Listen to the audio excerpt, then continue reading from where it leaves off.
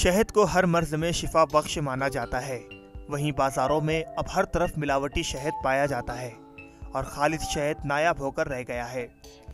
बात यह है कि आज से 20 साल पहले ओरिजिनल शहद मिलता था गांव में, ज़्यादातर दरख्तों के साथ छत्ते होते थे इसके, और घरों में भी लोग इसका बाकायदा एक होल सा बना के तो उसमें मक्खियाँ आती थी और रहती थी, ओरिजिनल शहद मिलता था। आज इस वक्त जितना भी है सब डुप्लीकेट है।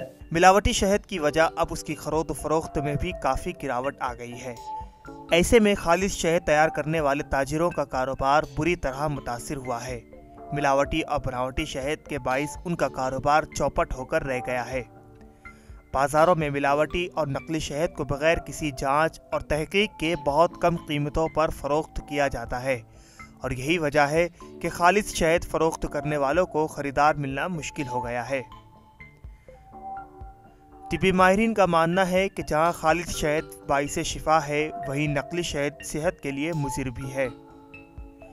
हाल ये है कि नकली कारोबारियों और नीम हुक्मा की वजह से शहद को इस्तेमाल करने वालों की तादाद भी बहुत कम हो गई है, जबकि शहद को तिब्ब नबवी में शुमार किया जाता है और ऐसे कई अमराज के लिए अक्सर भी माना जाता है।